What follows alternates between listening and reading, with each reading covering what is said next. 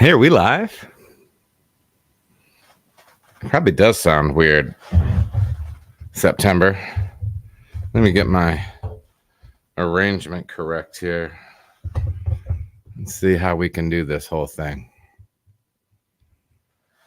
All right. I'm sitting back here a little bit. I'm back here. All right. I mean, you can see everything, but my mic isn't right. Can you hear me, September? You are the September Spoondingenvert. Hey, let it be said, new member, Derek Fortner, new member of the channel. Send a little monthly love for $2.99 to support Adam Makes Beer. I appreciate it. Give me the thumbs up on audio, you guys, and then we'll get rolling.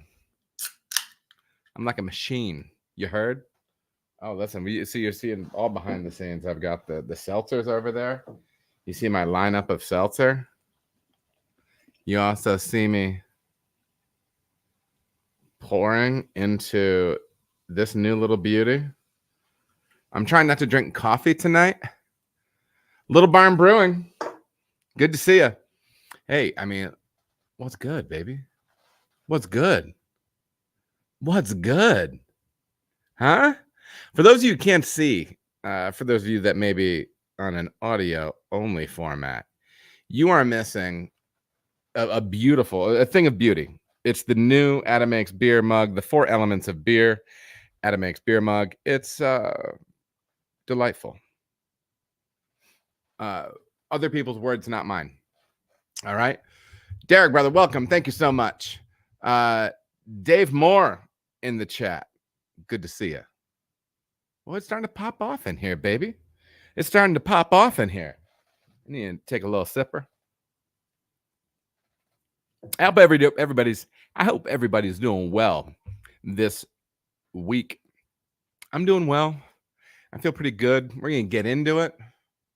We're gonna do the thing. Please start dropping your questions in the chat if you happen to have any. We're gonna bust this thing off today. Let me slide my window over here. Oh, baby. All right. Hey, everybody.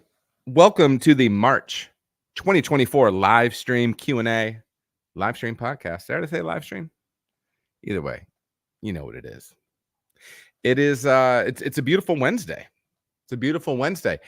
Coming to you live from the Adam Makes Beer studios in the bowels of Greater Cincinnati.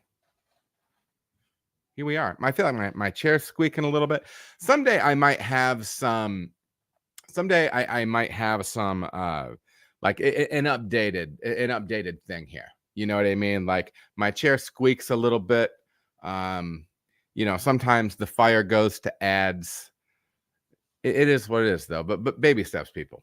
Baby steps. We got a few more in the chat. Little Barn is enjoying a Hacker Shore. Munich Gold. Yum indeed. Trevor Daniels is looking for a Brew Daddy glass or a Adam Makes Beer glass. I might be able to hook that up. Do you think it would look good with this logo on it in some way, shape, or form? Let me know. That's kind of the logo that I'm happiest with right now. I can check into that stuff. Corey Wayne, finally able to catch a live stream! ! I was the one that messaged you about the absurdly long spards the other week. Yeah. We've got a bunch of questions. We got a bunch of questions lined up. Toss them in the chat, and we're gonna have a good one here. Adam Makes Beer is now a podcast. Check out Spotify, Apple Podcast, and see all the long-form brewer interviews we've done. After you subscribe, please leave a review and comment as well, because it really helps support the work I am doing. Also, if you are new to the channel or podcast, go to Adam Makes Beer on YouTube, click the playlist tab, and see tons of info, brew days, techniques, tutorials, over 665 videos now. As always, if you are getting value out of the content, please follow, rate, like, comment, smash. I've been told to say smash the like button. and share this stuff with your brewing friends and craft beer enthusiast homies. And if you have the means and feel as if my content has benefited you, consider a channel membership, just like my man Derek Fortner forking it over this month. That's a beautiful thing. I'm very appreciative of it, and it definitely helps. So hats off to you. Those numbers are climbing. You won't be alone, and it helps to feed these kids that I've got.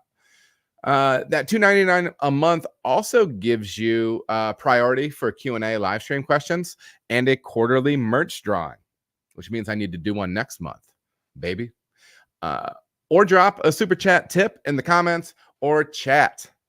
Check this out. I mean, you want some hot news?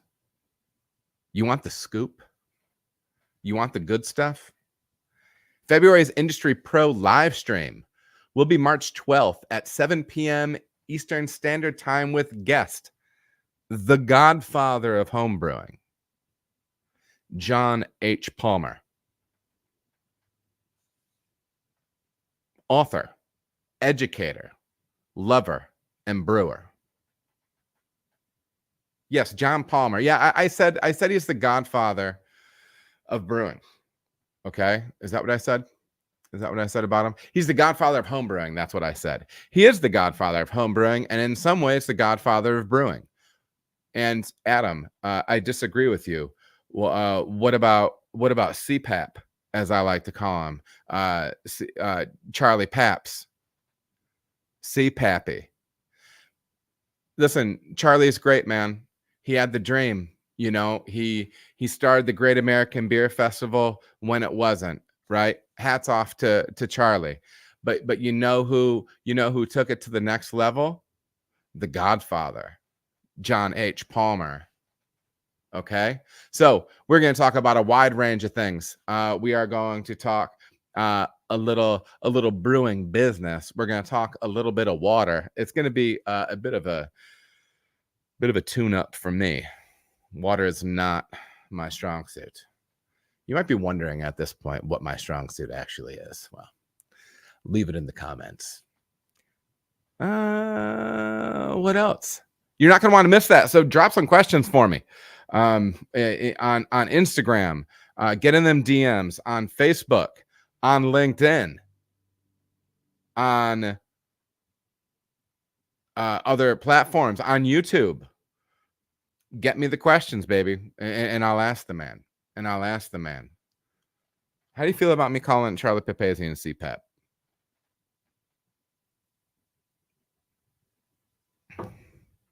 I feel like I'm all right. With it.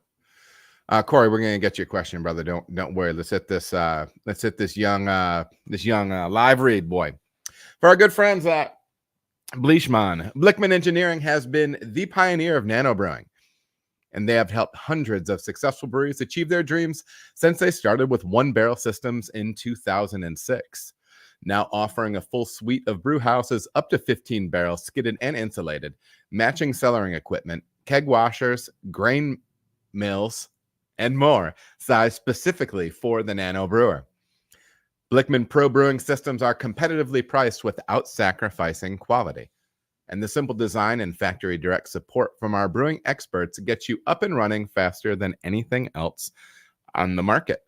When you're ready to go pro or just kicking the tires, be sure to reach out to them for expert advice and a partner to help you through it all.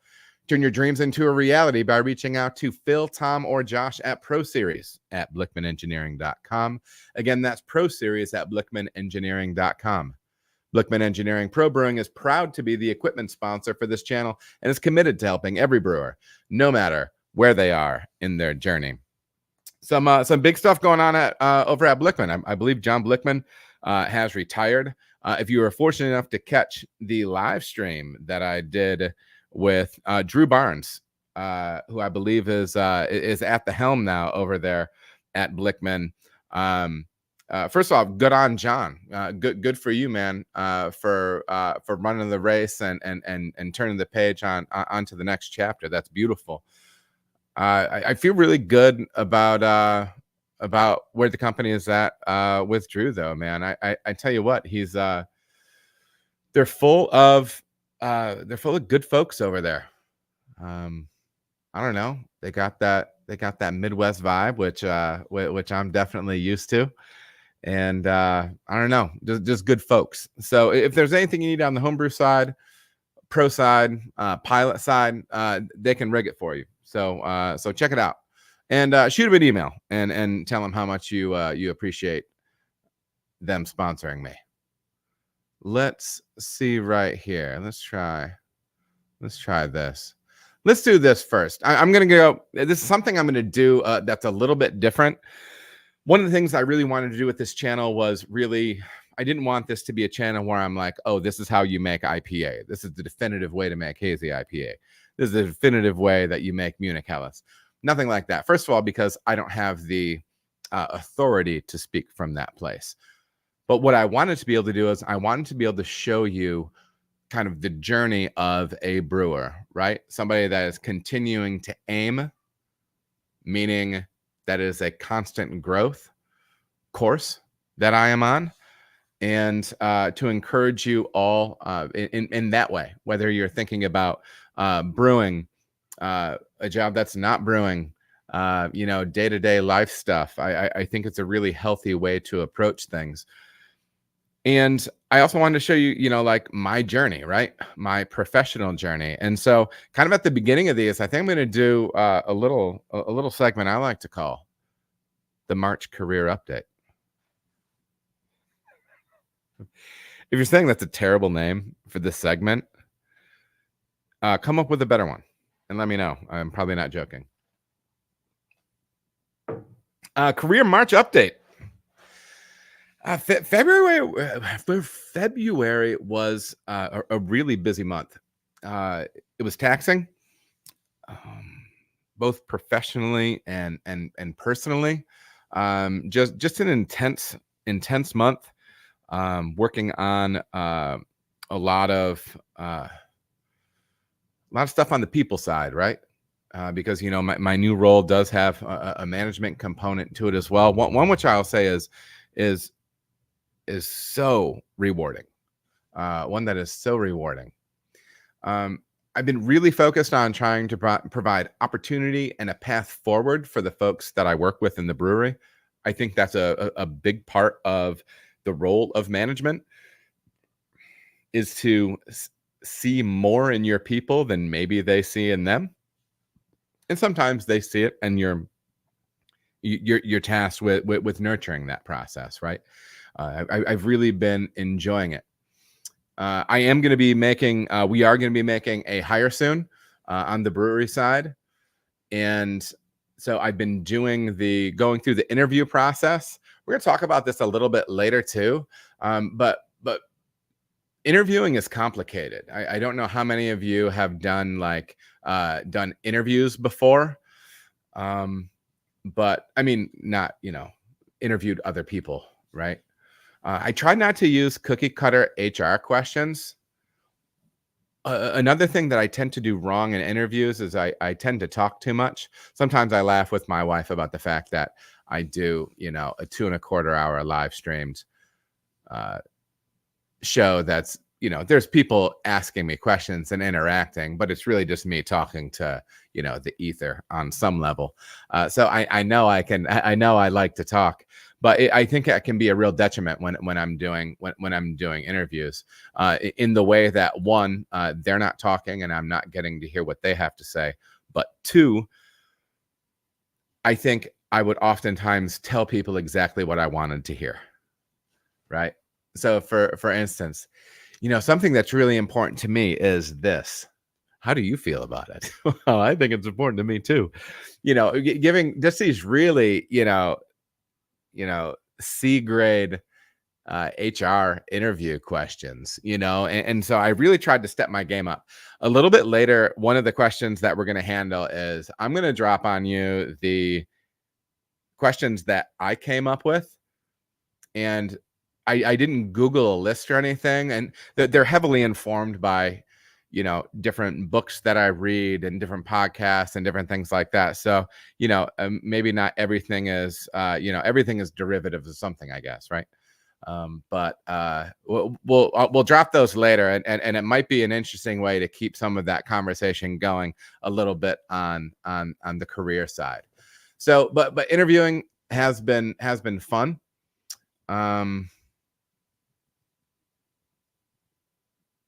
I've also been working on some deep dive training videos to accompany our SOPs. As Sonder is growing, we're going to do, we did a little over 6,000 barrels last year. We're shooting for 7,000 this year or a hair more. Growing company needs to have appropriate SOPs for a wide range of reasons, right? And so I want to couple them with this training series, this video series. So by and large, I want it to be something to where it prevents training telephone.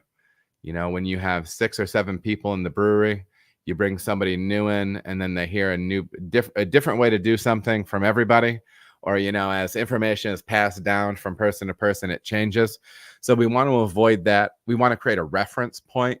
And ultimately, we want to have a tool that will shorten the growth curve for people to become competent, and what would be beyond competence? Proficient, excellent at carrying out those tasks. So that is the March crew update. But I will also say the last 2 months I've been working very hard in the gym. I've been much more reasonable though, and I've been taking it slower because I'm not in my 20s anymore. But I've got to tell you, and I really need to encourage you.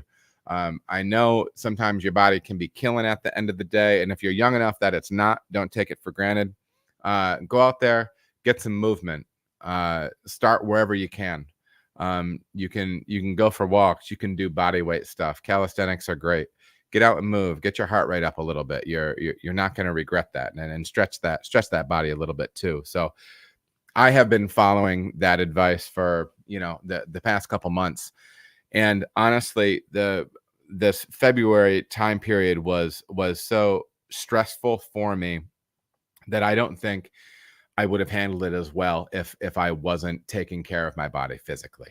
So, I'm somebody that's fortunate enough to have an amazing family, incredibly supportive friends, and those things are fantastic, and they're probably the most important thing. The way in which I'm most blessed, but the taking care of your body is almost like thanking those people, especially your immediate family. When I take care of my body, I feel better. Mentally, I'm better, and it's less work for my wife to have to help me through things, right? Because we want to be able to have that person there for us, but we want to pull our own weight as much as possible. So, anyways, yes, Andy, we are the ether. Welcome, Andy. Andy is in the chat. Andy has been integral in keeping this whole rig afloat. So show Andy a little love in the chat. He's the man. So let me jump into the chat here.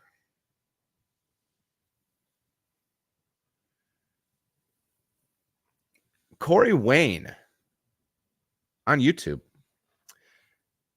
Hey, Adam, I know I'm a little early with questions, but when you can, could you elaborate a little bit more on my gap size and how it would affect the mash?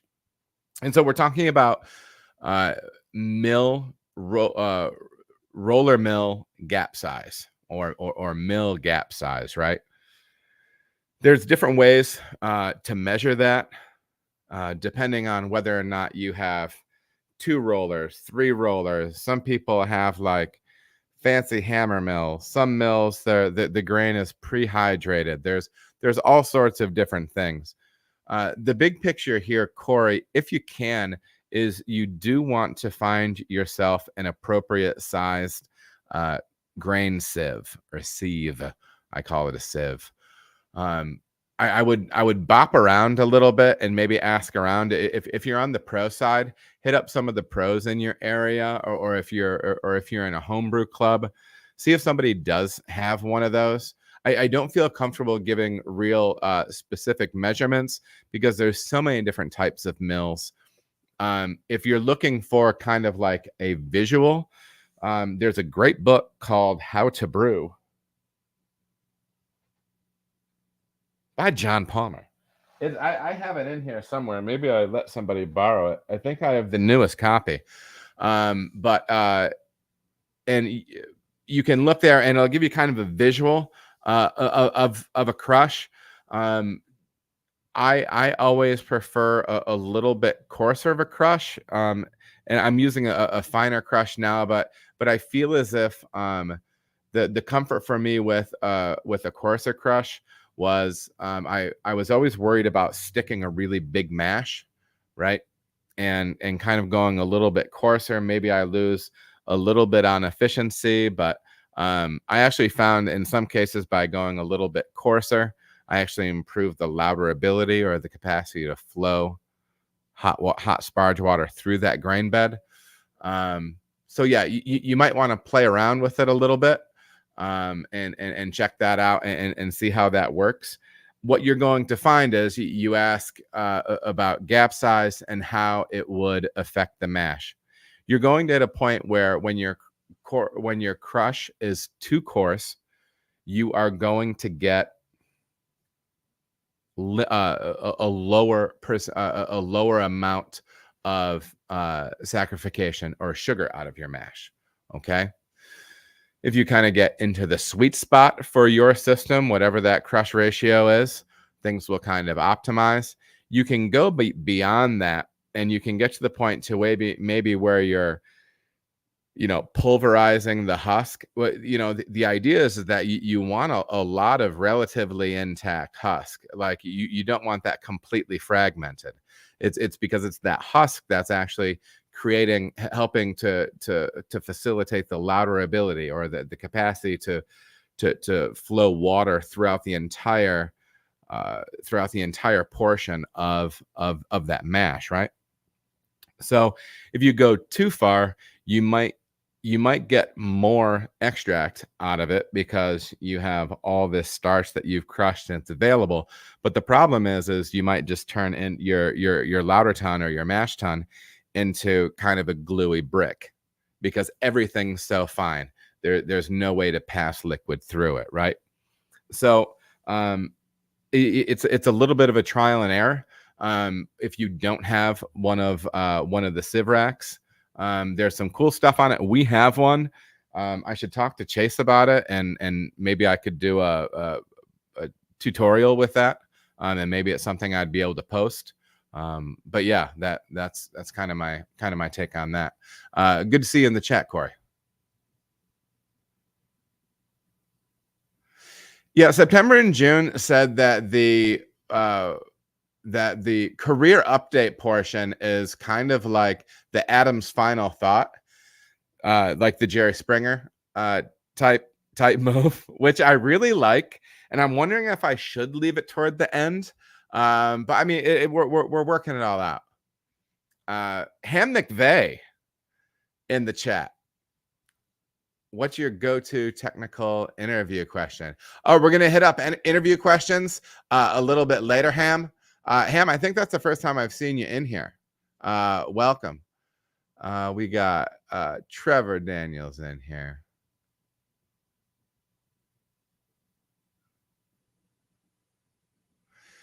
Trevor, I'm going to be answering that question a little bit later. Spundingen wird, mind the gap, indeed.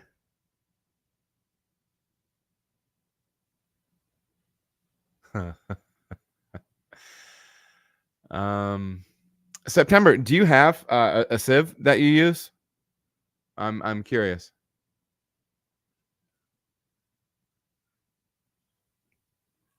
Yeah, Corey, I don't know if maybe you mentioned this, maybe we are dialoguing about this, but you're following up by saying that you do your two-row you do your two-row course and your specialty on super fine.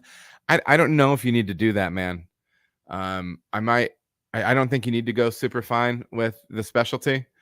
Um, if anything, maybe you could go a little bit finer with your 2 row.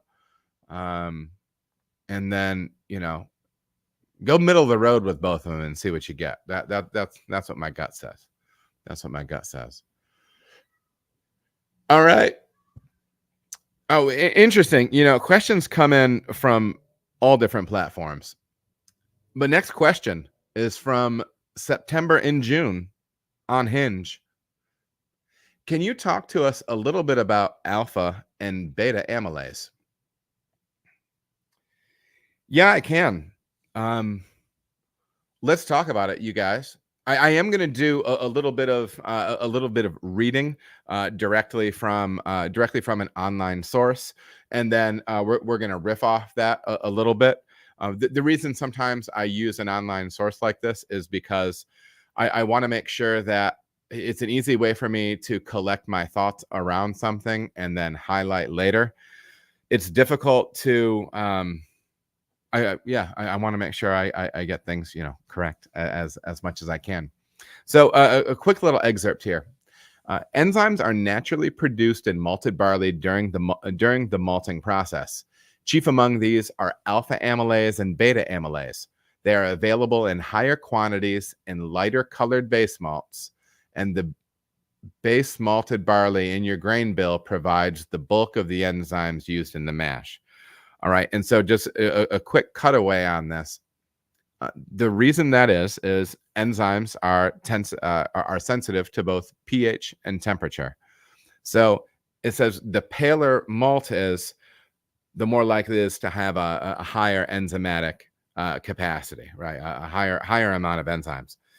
But as you continue to kiln that grain for longer and longer time, warmer and warmer temperatures, you're going to start denaturing those.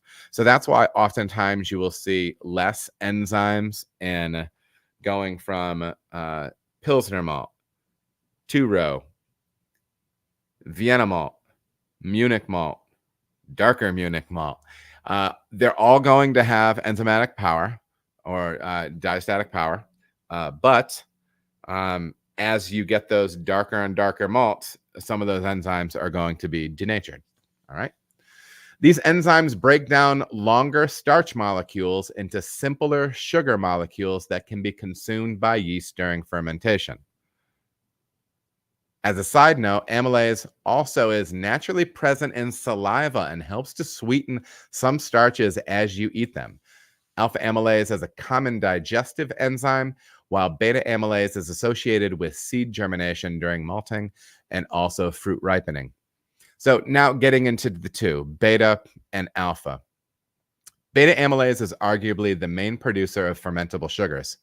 It chops maltose molecules from the non-reducing end of the starch chain. It is effective at breaking down both amylose and amylopectin and also limit dextrinase, which effectively reduces the body of the beer. Okay, so this is going to be making shorter chain sugars. Shorter chain sugars are more readily consumed by the yeast, easily fermentable sugars. Its most active range is in the lower temperature range, 60 to 65 C or 140 to 149 freedom degrees. And also the lower end of the pH range. So kind of pH 5.1 to 5.3 is where this enzyme is going to be most active. Alpha amylase, on the other hand, has high concentrations in pale malt and especially in 6-row barleys. It chops molecules randomly into longer glucose chains and is also effective at amylose and amylopectins. Because alpha amylase chops randomly, it can create unfermentable dextrins as well as shorter fermentables like maltose. It reaches peak activity at a higher temperature, around 70 C or 158 degrees freedom units, and also a pH range of 5.3 to 5.7. So you can see that if you want to be making a beer that has more residual sweetness, more body, you can mash warmer And that will also that pH being a little bit higher will help facilitate that. Also, that process is probably happening pretty darn quickly because as we go up in temperature range, these enzymes will be acting faster, right? If you're mashing on the cooler end, you're going to be creating more fermentable sugar, but also those reactions can potentially take longer, okay? Because it's happening in a cooler range. As always, I would suggest doing a saccharification test, as in an iodine test on something if you're unsure if something is converted. But anyways, that's my take on it, September. And first time ever, we got a question from Hinge. That's really beautiful of you, man. Next question is from Benjamin F. on LinkedIn. Hey, Adam, love the videos. I'm brewing on a 7-barrel system. I have a mash lauter setup, meaning that it is a mash tun, lauter tun, all in one. I am getting the expected sugar conversion in the mash per my recipe calculator, and my pH is fine.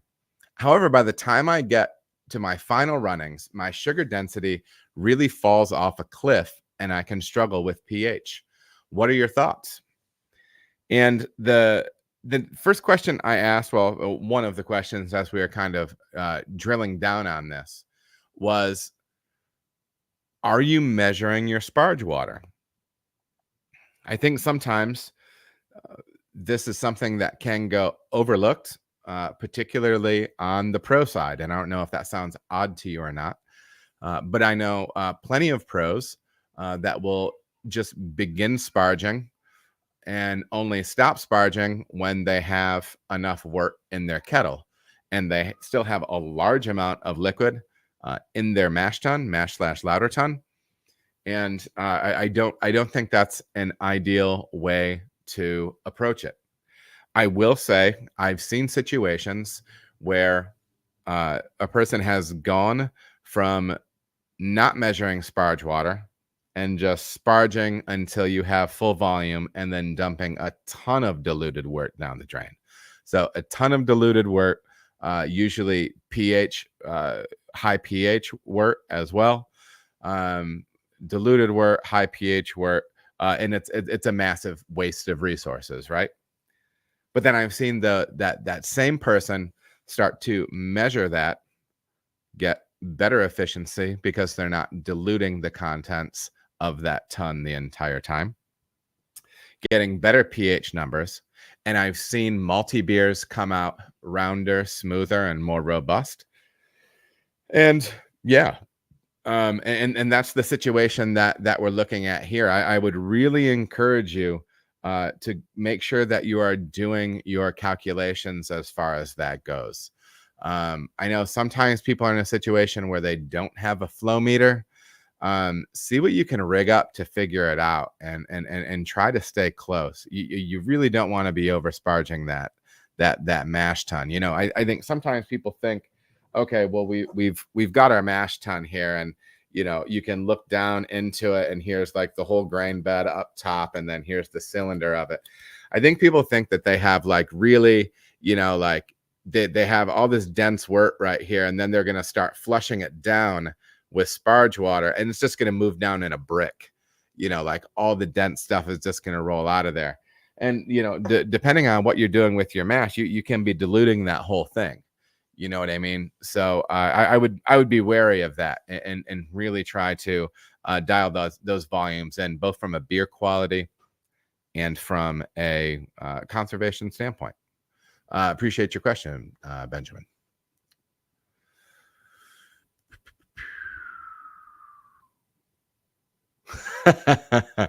It was bananas. Spooning and Voot points out that once he saw a guy who adjusted his pH with a squeaky squirt bottle during the mashing. What was that about? The guy sounded like Mega Man. Questions pouring into the chat.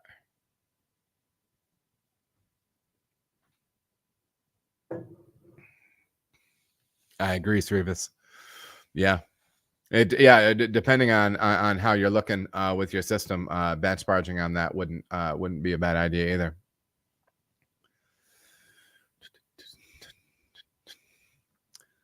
Next question's from K-Daddy. Welcome, K-Daddy, by the way. Adam, what are your thoughts on decoction mashing? Brewing my first triple decocted Czech pills, and the beer is tasting good. Generally, do you think it's worth the added effort versus adding malanoid malt? I think it's a great question. And I think it's kind of one of those, I think it's going to be one of those forever questions, maybe, as long as, we're still making beer with, I don't know, as long as we're still making beer. I think the idea is that if you love the process of that, I mean, it's definitely going to make a different beer. A decocted beer is going to make a different beer. It's a different process. Color, melanoid formation, richness. I mean, those are all the things that are discussed, right? Increased efficiency as well. If you love doing it, do it. And if you hate doing it, you can try to mimic some of that stuff on the grist side, which I think is a fine option. And you should taste them. And then you need to ask yourself the question, if you're brewing beer professionally, does this matter to my consumer? And do I have these labor hours to spend on this? I hate to give a really incredibly practical answer, but I think that's the practical answer. It's definitely going to make a different beer because it's a different process, firmly a different process. Can you mimic some of that on the recipe side? I think so. Will it be exactly the same thing? Probably not. But then you need to ask yourself, where are you getting joy out of this? If using that process brings you joy and it's functional for whether you're making beer at home or professionally, that's great. Do it. Do your thing. And if you are doing it on the pro side, teach, show people why it's exciting, right? Show people why you're passionate about it. I think that's a big thing. I think that's a big thing. Next question comes from Soul Flayer. This is question number 2 from Soul Flayer. This is it's one of my favorite names. Could you dive a little deeper into yeast repitching and any links to so-called house strains and the impact, if any, of repitching the same yeast over and over and over again? Okay, so I did a little research on this one. I listened to somebody recently who was saying, oh, they had repitched their yeast, like, I don't know, they've been brewing for 15 years and they're still on the same the original pitch, right? And people talk about house flavor, different things like that. Let's dig into this a little bit. This idea of using a yeast strain over and over and over, and just allowing it to kind of because it will develop to your processes. Because really what you're doing is you are self-selecting that strain for your exact process, for your ingredients and everything like that. So there will be changes over time. So let's dig into this. Respiratory deficient mutants, also referred to as RD mutants, are defective yeast cells. All yeast used in brewing have the ability to ferment or respire specific carbon sources. Alcohol is only produced when sugars are fermented. However, respiratory ability too appears to be important for yeast's ability to produce acceptable beers. RD yeast mutants are also called petite mutants, or French for small, because of their small colony size when they are propagated on an agar medium. Agar? Yeah, medium. These mutants show sublethal damage to their mitochondrial DNA. So there's damage to that mitochondrial DNA, but not to the point to where it will kill. They occur more frequently than nuclear mutants because of their proximity to the highly oxidative electron chain. I don't know what that means. Importantly, they lose their ability to respire and use carbon sources such as ethanol or glycerol, but they can still ferment, albeit slowly. Now let's start getting into the money here. There are two forms of RD mutants, each differing in the nature of their DNA damage. Rho mutants contain incomplete mitochondrial DNA, whereas Rho mutants, I don't know, do not contain mitochondrial DNA at all. Only Rho mutants are observed in brewing, and they occur spontaneously in concentrations of up to 4% depending on yeast strain. Increased mutation rates can develop if brewer's yeast is stressed or not handled properly during harvest and storage. Mutations can also accumulate during cereal pitching. A culture can contain high levels of RD mutants of perhaps 10%, and that can affect fermentation performance as well as produce noticeable off flavors, particularly the clove-like 4-vinyl guaiacol. I didn't never pronounce that one right. RD mutants are easily detected in brewery lab tests, and high concentrations will spur a brewery to reculture the yeast strain to arrest the development of further yeast health issues. So big kind of thing here, right? Big picture. We can form these petite mutants as we're going generation after generation with our yeast. The thing that are going to keep your yeast happy, and this is going to be different probably for every yeast strain, exactly how they prefer to be handled, as far as storage time, the amount of time they can handle being down in storage, not actively fermenting work, different things like that. Making sure that you're keeping up on appropriate levels of nutrition, making sure that you are getting being very, very clean on the lab side, on the harvest side, on the repitch side. You need to be really smart with this stuff. I think you're playing games that maybe aren't worth it if you just keep trying to, serial repitch something and you don't have the necessary SOPs or cleaning capacities and or lab capacities in order to carry that out. Because as you can see, these petite mutants can continue to grow, and it only needs to make up about 10% of that pitch in order for you to have some delayed fermentations, this, that, and the other thing. Okay. So that's kind of my pitch on that, man. I think it's a great question. This is another one that makes me do a little digging on, and I appreciate it. So yeah, that was fun to check out. Big news in the chat. CT Brewing, CT Home Brewing gifted 5 Adam Makes Beer memberships out to people in the chat. Love that support. Beautiful, beautiful stuff. Yeah, Andy, we got 25 live in here right now, man. It is a good thing. And we've got Hugh in the chat. Hugh's up in my face. Wouldn't be the first time. Let's keep it rolling. CT, man, thank you so much. And also the other shout was to Derek Fortner. Both a couple people that jumped in on the subscription side. Very much appreciated. Next question comes from Channel All Star, Jay Spees on YouTube. When is the time to do SOPs? Do you focus on safety SOPs first, production SOPs, and why did you make that decision? Thanks and cheers. Jay, great question. I know you've got your own project on the way. Definitely when you've got a name, location, all that stuff, and you feel comfortable, let me know. I'll give you some shout outs on here as we run up to it. It's one of my favorite parts of this channel is watching people that have started, as part of our community here.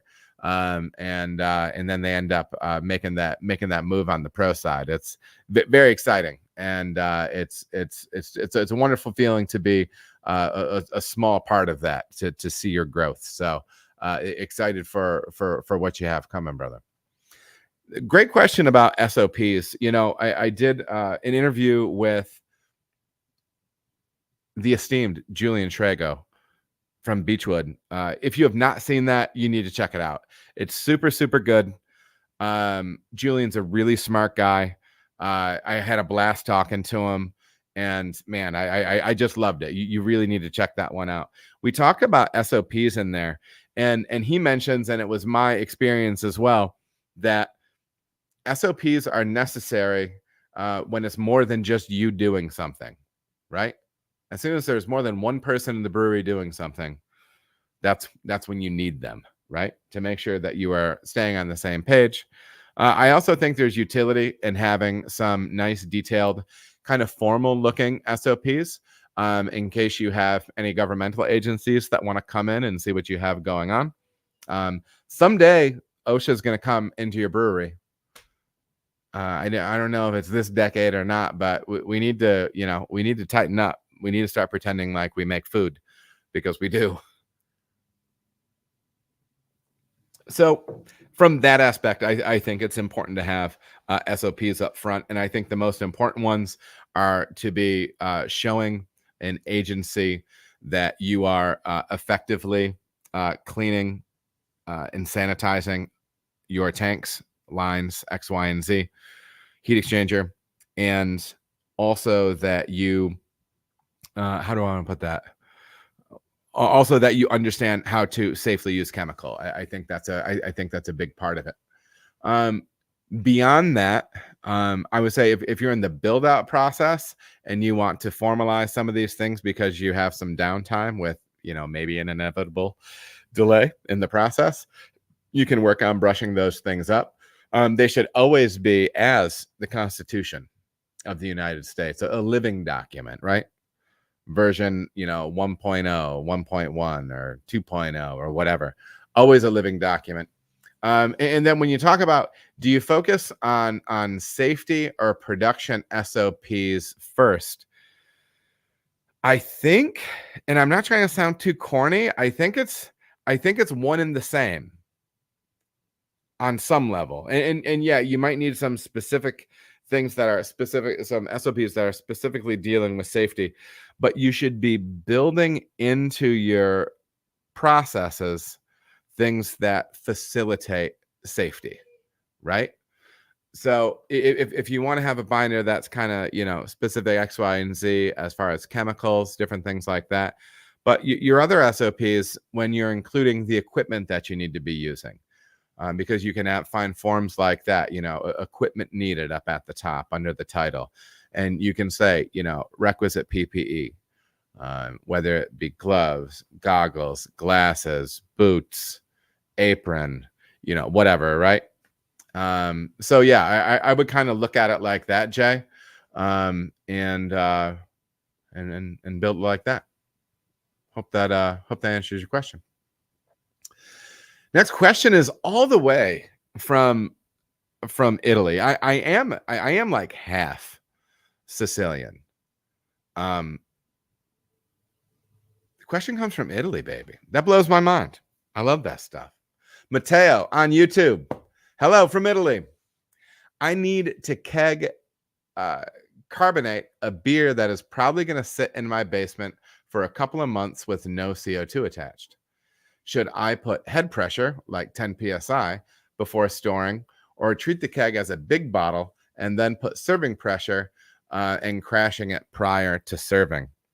Yeah, I would go online and I would do a little bit of forum search for the amount of priming sugar that you would need for something like that, because you're essentially, you're talking about doing it like that. I think, especially if you're sitting on a beer in a situation like that, the nice thing about bottle conditioning or keg conditioning that beer is if you do have any oxygen pickup during that process, that re-fermentation that's going to occur to spark your natural carbonation in the keg is going to help scrub that oxygen. So you may actually be coming out with a more a beer that's more shelf stable, because it does not have maybe the oxygen exposure it would have had otherwise. Maybe you might have some finer bubbles on there too. You never know. So yeah, that would be my recommendation. And also, I would give it a little bit of a jump start. I know I've had homebrew kegs before that don't seem to want to hold much pressure or can drop pressure or whatever. Maybe keeping a little gas on it, maybe gassing it up a little bit so you can get the beer transferred on top of your priming solution. I would purge it personally as much as you can, right? Get it transferred, seal it up, and then maybe give it a little jump start up to 10 on its own, just so you can make sure that everything is tight and sealed with that keg. But run your calculations online with temperature that the beer is stored at, and that'll help you come to a good priming sugar approach with something like that. So I appreciate the question, Mateo. Let me know how it turns out.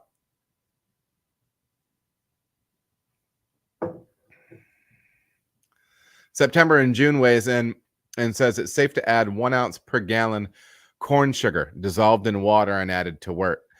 Remember to have headspace in the keg if conditioning. September knows what he's talking about. That's what he's been doing that for years. Corey said, I would love to send some seminar brewing swag. Where should that go? Yeah, man, send it to Sonder. Care of Adam Mills, baby. Send me that swag. I don't mind a little swag. You know, how many times can I say swag? Speaking of swag, baby, do you see this? I mean, do you see the new shirt?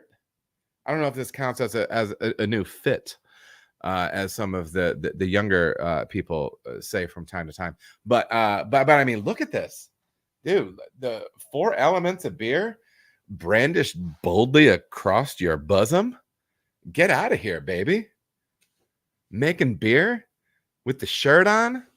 Dude, I saw Jenny. Sending some love to Jenny. If you haven't seen my podcast with Jenny from 50 West, she International Women's Day, the block Adam Makes Beer logo shirt. Wearing that at the brew day, baby. It's getting blown up on Instagram. Sheesh. When you guys order stuff, take those pics, post it up there. I'll share it. We'll blow it up. Okay? Speaking of which, the link to the merch store that has the new cup, that has multicolored t-shirts with the Adam Makes Beer 4 elements on it. It's pinned. Take it out, hit that link, support your boy, and you're gonna have some fly shirts for the summertime, baby. Or if you're down in Australia or whatever, and then you got that young hoodie, baby. I got hoodies. I've got hoodie with this one, with the square one. We got it all. September and June showers with his AMB hoodie on. I believe that, and I believe he does more with it on. Next question comes from Tiny Rick on YouTube. What's up, Tiny Rick? Why phosphoric acid over lactic and/or acidulated malt? I know you can, but I'd rather use something else to acidify. Okay, so Tiny Rick, which is another great YouTube handle. Tiny Rick, if there's a period of time where I was using phosphoric acid to adjust my pH in the beers I was brewing at Cartridge. Part of that is phosphoric acid is a very flavor neutral way to adjust that. I know a lot of people prefer the slight nuance that you can get with lactic acid instead. But I will also say I was using a buttload of acid in those beers because my pH was so wild. My alkalinity was so high. It would just eat the acid and say, we're not even going to drop the pH. So I had to use so much. I felt like phosphoric was a better option. I'm using, I've used lactic in other situations as well, and I think it's absolutely great. If you are in a situation where you have to use a lot, so I was doing 15 barrel batches, and I mean, it was not uncommon for me to have to throw 700 mils of acid just in the mash, and that was at 1.5 quarts per barrel per pound of grain. So yeah, and then I would need to use more for the pH for the sparge, right? So in some cases, I was using over maybe a liter or more, and so I didn't want to do that, and so I didn't want to use more than that or that much with lactic. So I use phosphoric because it tends to be a little bit more flavor neutral. But you absolutely can use lactic and acidulated malt, depending on what scale you're at. If you're doing it on the pro side and like the old school tradition purity of it, and you want to run acidulated malt, that's great. If you're in a situation where you do have to acidify your sparge water, though, lactic acid would obviously be a better fit there. I am personally partial to just using acid rather than acidulated malt. It's cheaper, it's smaller to store, and it's easy. So yeah. Tiny Rick, thanks for the question. I think that's the first time I've heard from you. Welcome to the channel. Next question comes from Glenn on YouTube. Where do you typically look for brewing industry jobs? Here's a range of things, right? Pro brewer is where I've gotten a lot of jobs. Also Facebook. I found jobs on Facebook as well. But that's when I'm already in the industry. I've used probrewer.com. I've used Indeed, state guild pages. The Ohio Craft Brewers Association has a great jobs page. LinkedIn, obviously, Brewbound, brewery jobs. Don't pay for a website though to job search. I don't know if any of those you have to pay to do that. So I'm not trying to talk smack about you if you do, but don't pay to job search at one of these places. There's enough other places. I mean the usual suspects. We're going to talk a little bit about job search and things related to it a little bit later as well. But also, if you're looking, if there's breweries that you're interested in working at, make sure to follow them on social media. They post stuff on their social media. Sonder posted a position on social. And then your network, right? Getting to know your local brewers. That might be one of the best ones, right? So that would be my advice. It's being networked up as much as you can, as genuinely as you can, and then work over Pro Brewer, Indeed, and just keep your ear to the ground, man. Let people know you're looking too. If you're in a state where you can, or if you're in a state, but an employment place where you can let people know you're looking, right? So yeah, that's my take on it, Glenn.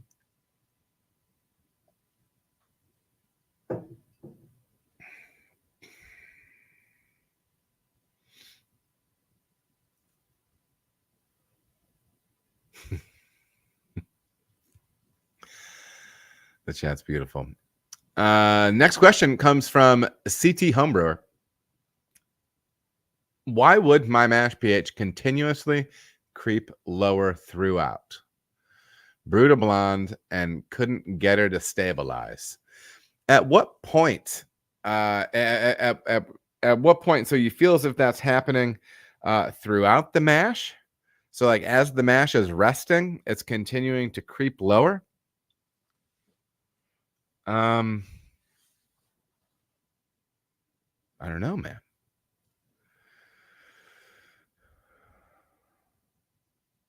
Give me a bit more details if you can, CT, and we'll come back to this one. Also, let me know, what kind of pH meter you have. Is it reliable? Okay, pH continue to lower even after 30 to 40 minutes. So like, are you talking about from going from 5.4 to 5.35 to 5.3? Like, is it a really very small? Is it a really small thing? And yeah, and what kind of pH meter do you have? Do you have like one of those baller like bench ones? You know what I mean? Or is it one that's a little bit like on the cheaper side? And also, does it drift when you put it into your your your different solutions, your 4 pH, your 7 pH? Milwaukee benchtop meter. How long's it been since you replaced that probe, brother? You have a Milwaukee benchtop and you're home brewing? Good for you, baby. Good for you. It's a baller move. I might be curious in finding out probe. Oh, the pH kept rising. Okay, well, either way. Ham McVeigh says easy fix, just check the pH less often. That's yeah, that's we can run with that too. You guys are funny. But CT, so okay, so it's climbing. I would think about how old that probe is, what kind of storage situation you're in with it. You should be had to keep adding acid to bring it down. Probe is new, and you've done all your calibrations, your high and your low. And when it's in the 4 pH buffer, it just sits there and holds at 4. We're diagnosing this live in the chat, ladies and gentlemen.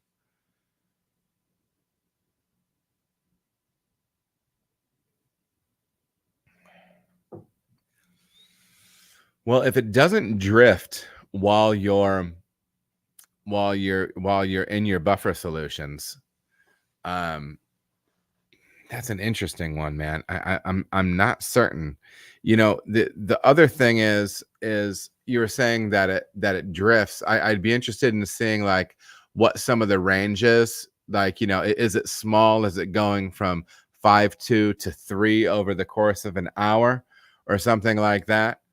You know, because potentially, you know, you could be looking at and I'm just riffing here, but maybe you have a situation where your solution isn't fully mixed, right? Your solution, your mash is not fully homogenized.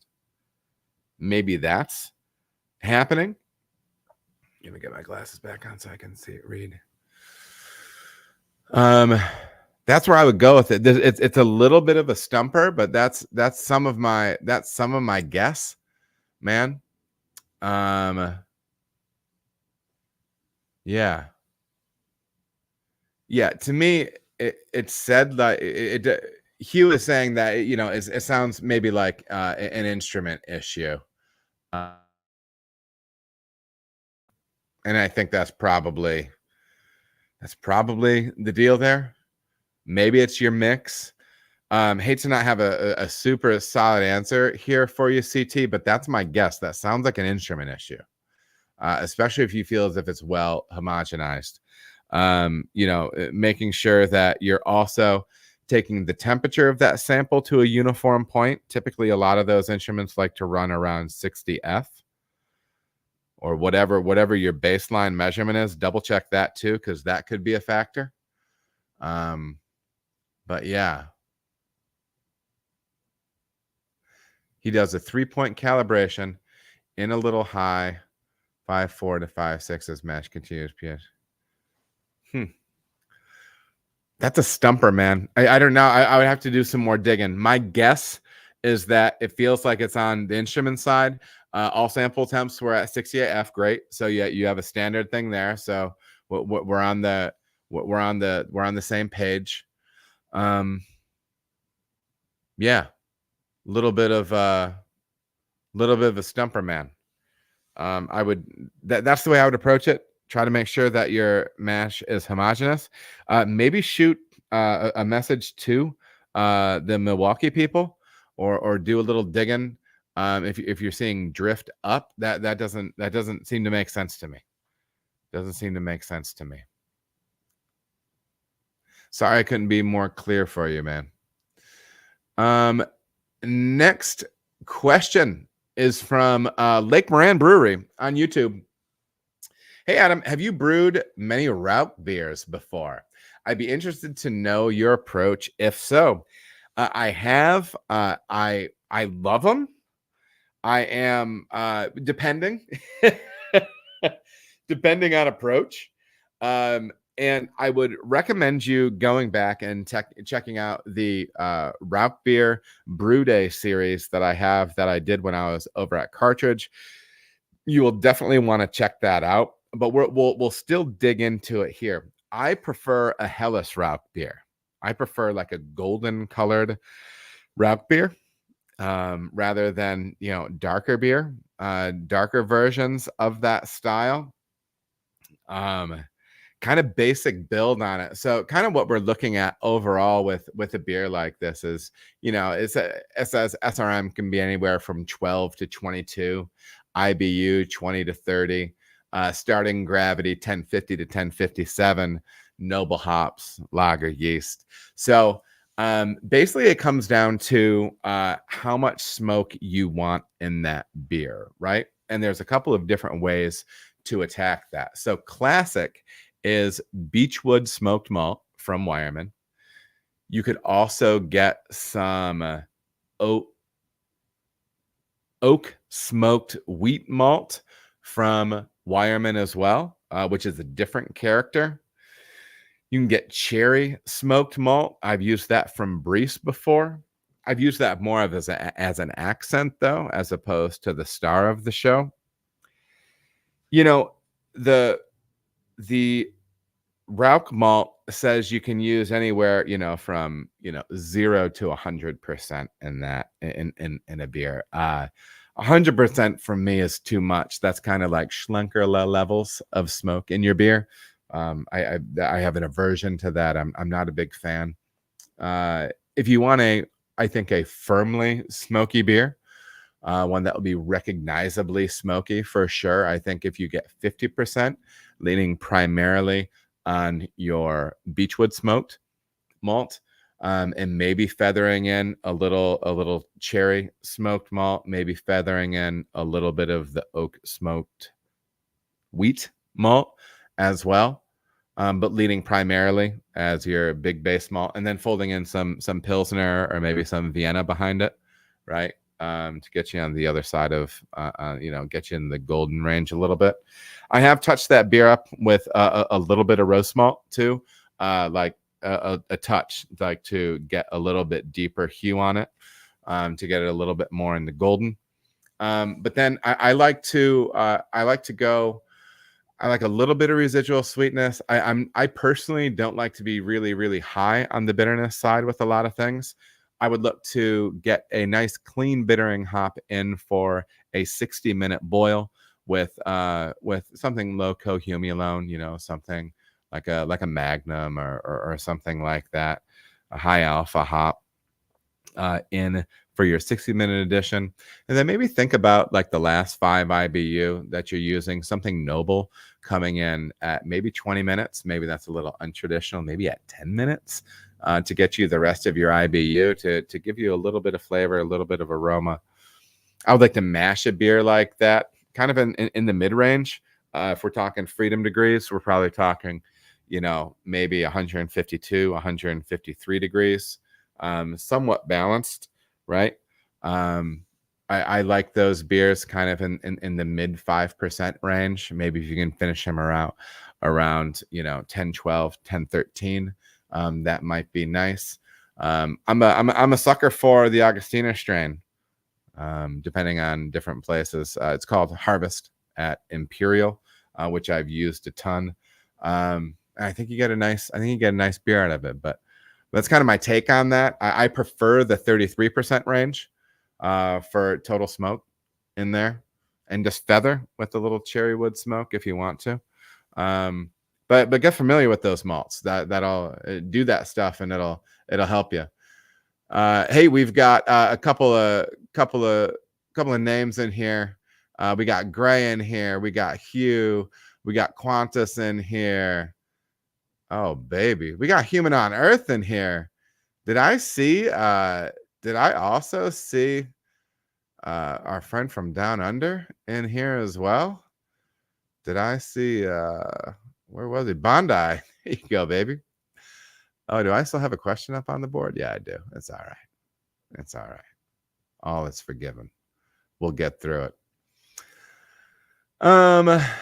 Next question, ironically, is from Bondi Beach Beer on YouTube. Hey, Adsy, you bloody ledge. Thanks for the informative vids. Full disclosure, he hit me up with this question, and I know he's brewing on the pro side. It was a question that could use an answer sooner than later, so I got the question on Instagram. I answered him pretty much immediately, well, at least as soon as I saw it, because I didn't want him to have to wait a week to get my opinion on it. And he shot me back a video screaming, "Adsy, you legend," and it made me feel like $1 million. I'm not gonna lie. It made me feel like $1 million. Bondi Beach. Hey, Adsy, you bloody ledge. Thanks for the informative vids. I have a big old hazy in the tank coming in to the end of fermentation. I'm trying to raise it up for a diacetyl rest, but the ambient temp is a bit too cold at the moment. It's sitting at 20C and actually has dropped down to 19C. Any tricks? I'm not keen on emptying the jacket and filling it with hot water. Know where'd I be? Note, it has a spunning valve and there's a bit of action going on, if that helps. Well, I tell you what, you're not in a situation where you're not self-crashing the beer. All right. Going from 20 to 19 isn't, it's not ideal, but it's not that big of a deal. Probably what you're looking at is if it is a yeast strain that produces diacetyl with your process and pitching rates, you might need to give it a day or two additional for it to pass diacetyl. You will want to do a forced diacetyl test. I do have some videos on here on doing a forced diacetyl test, so check it out. And big picture, that's really what it is. You might have to sit on the beer a little bit longer. I wouldn't worry about trying to, circulate it into another tank, transfer it to another sanitized, hot purge tank. I'm concerned about oxygen at that stage. I don't want to run it through a heat exchanger of some sort. I'm concerned about contamination, oxidation, and beating up your beer. In a situation like this where the temperature drop has not been dramatic, it might just means that it's another day or two for you to pass diacetyl. And so this is a case for a little patience down under, And I told Paul, I told Bondi that, someday he and I are going to share a beverage, because we've had this international connection, around the world. Thanks for the question, brother. Next question is from Te509 on YouTube. That's just kicking the problem down the road. This is in relation to a video that I did on cold dry hopping. Unless you are filtering down below 4 you are still going to end up with overcarb beer. The limit dextrinase and amyloglucoside work from 0 to 60C. Whilst it is a lot slower cold, it'll still make it into packaged beer. And if you're not filtering the second you stick cans in a 10C cold room for more than a few weeks, that carbonation will creep up. Well, here's the deal, Te.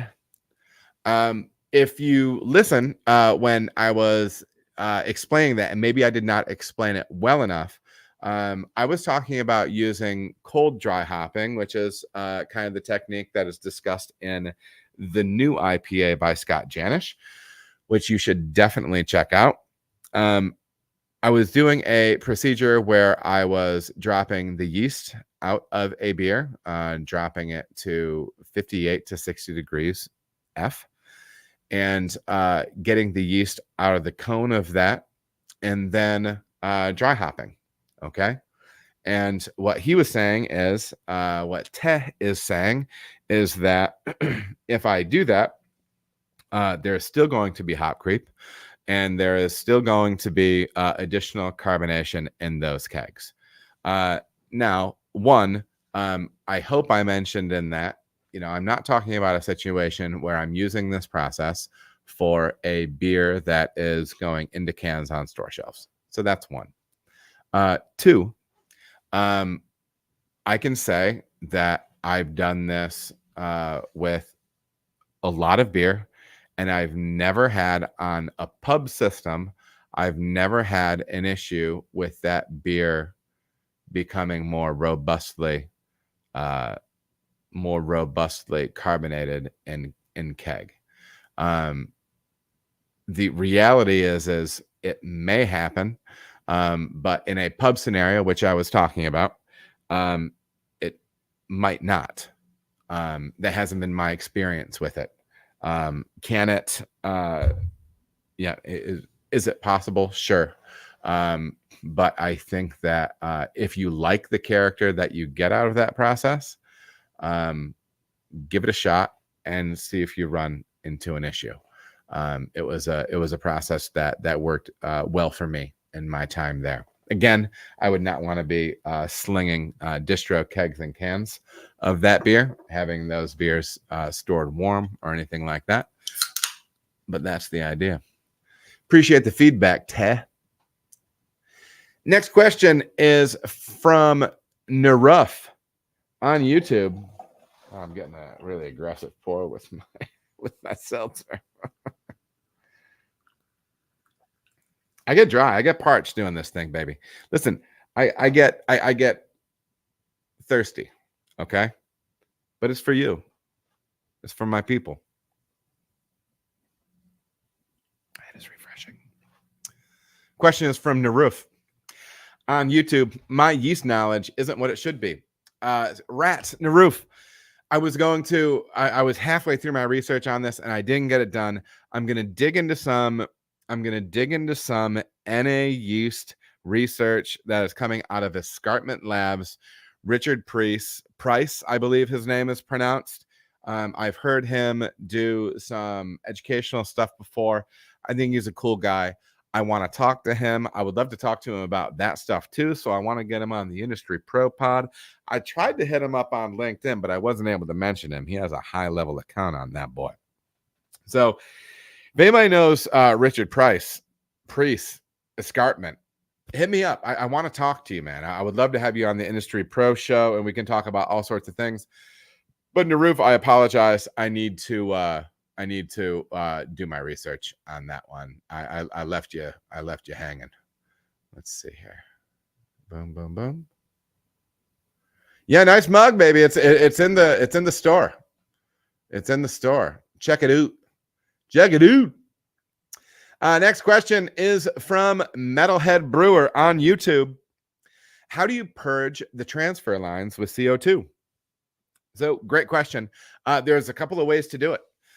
We're talking about purging a tank or a transfer line from a fermenter to a bright tank for getting ready to transfer beer from one vessel to another. There's a couple different ways you could do it. You could hook it up to the racking arm on the fermenter and have a block and bleed scenario where you can have your CO2 that will go in there. Have another block and bleed over on the other side of your transfer line that connects to the base of the bright tank. And you could blow your dilute peracetic acid solution out of that. That's a great way to do it. You could get wild and purge all the way through the CIP arm of the bright tank. So you would just purge that whole thing all at once. So yeah, I mean, that's what you could do. That's what you could do with that. The MBAA had a podcast that talked about purging and recommended a flow rate or a PSI of 5 PSI through a gauge, going slowly through the bottom portion of a tank. And they said that it would basically be a half hour per 5 barrels of the tank size. I didn't necessarily find that to be true once we slapped a DO meter on that tank, but also we didn't have massive problems with oxygen in the bright tank as well. But that's how I would do that, man. Appreciate the question, Metalhead. Next question is from John A on YouTube. I seem to remember if you had cold beer, let it get warm and chill again, it gets skunky. Is that what you're talking about? Question from a video that I don't remember which one it is, but let's talk about skunking a beer. Skunking a beer is, I think almost exclusively as a result of it becoming light struck. If you get that beautiful hoppy Pilsner, if you get that American IPA in your pint glass, it's summertime, right? You go to the local brewery. People are like playing games outside. You're at 50 West. You're playing volleyball, pickleball. Your kids are playing in the sand. Dads are high-fiving and touching their dad bodies in celebration over some sort of sportular activity, right? And you have that beautiful IPA, and it's out in the sun. When you raise that up, it's going to start to get a little skunky lunky, right? It's going to get a little mercaptan going, baby. Okay, that is being light struck. That is when hop compounds are light struck and are converted into something that smells like skunk, right? I might be wrong when I say this, but I think it's actually the same compound. Okay. And maybe it's not, but I'm almost sure it is. So we're talking light struck here, man. I think you never want to just be running it back to back. You never want to be heating up and cooling down, anything like that. You can definitely age out a beer really badly doing that through oxidation. But yeah, that's the idea there, man. Appreciate the question, John A. Geez, I don't know if well, I messed up, and let me see if I can shoot, I copy and pasted a question wrong. Drunk Delilah has a question. Hold on, everyone, just 1 second.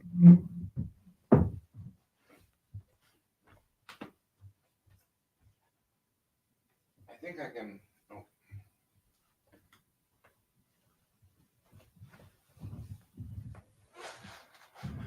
I had to go get Purple Rain. I think this question was on Instagram, and so let me see if I can find it. Maybe it wasn't. Rats. I'll be really disappointed if I can't find this one. I had somebody ask me about magnesium levels in a beer, and they were called Drunk Delilah. But I don't really have time to dig it up, so I'm going to try to remember the question best I can. Hey, Adam, Drunk Delilah's brewery on YouTube. Hey, Adam, amazing content. You see what I did there? You talked a little bit about magnesium the other day. It was my understanding that magnesium can play a role in yeast health. I'm not sure about ppm levels. Can you help me out? Well, Drunk Delilah's.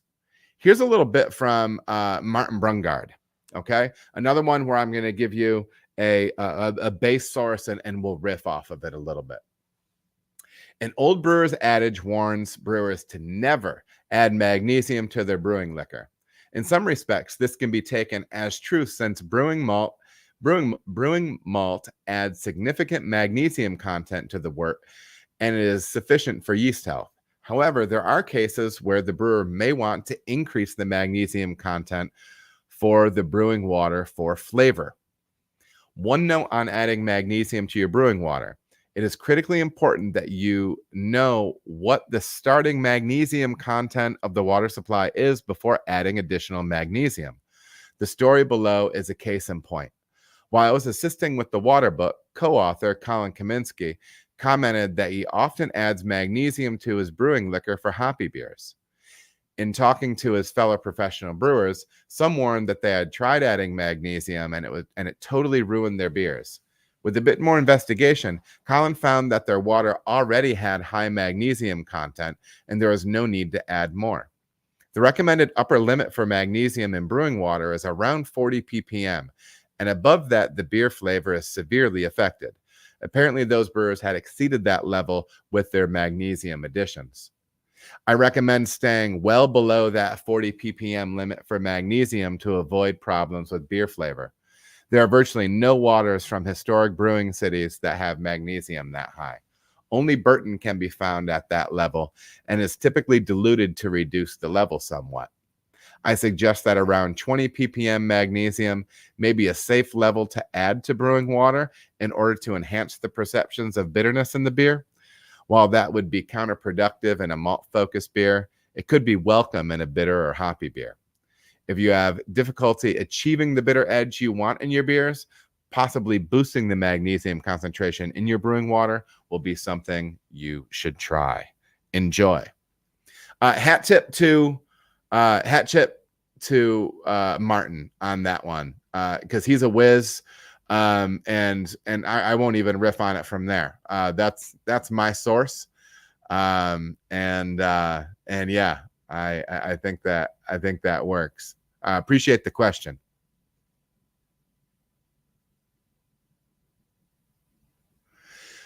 Ham McVeigh asks the question, Adam, does your channel have a schedule for podcasts, live streams? I'm a new subscriber and get shorts notifications, but tonight was the first live stream I heard about. So sub to the channel and hit notifications, ring the bell or whatever they say to do, because I always post on there. I will always post on Instagram. That usually goes over to my Facebook. So if you do use one of those platforms, jump on there. Instagram is great. Even if you just, I have some people that just have like dummy accounts and that don't do anything but follow me. And then they just send me messages through Instagram. Instagram is the best way to communicate with me. I will probably not answer you, but only once a month, as much, because it's hard to keep up. And I have to try to segment my time and focus my time. So when you send me a message, don't get upset if I don't get to you right away. I will do my best. And sometimes I've had people shoot me DMs and they go to the junk or whatever. So, but yeah, anyways, sorry about that. Cowboy Brewer. Cowboy Brewer's 33,000 feet in the air. That's outer space. Cowboy Brewer, more like pilot brewer. I don't know. That one fell flat. A rare miss.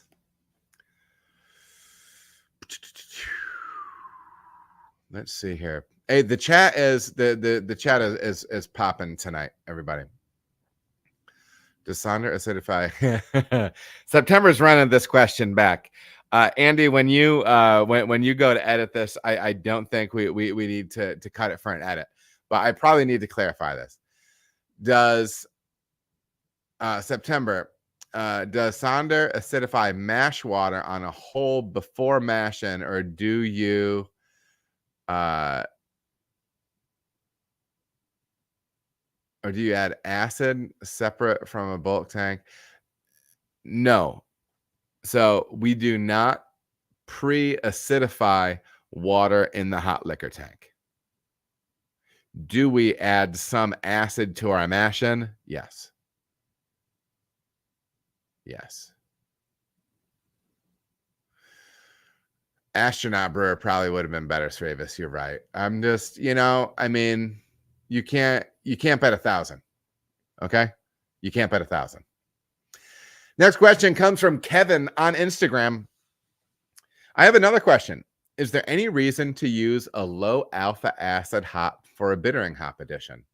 For instance, why would you use Hallertau Middle Brew at about 4% alpha acid, if you can find it at that anymore, ladies and gentlemen, instead of something like Centennial at 14% alpha acid?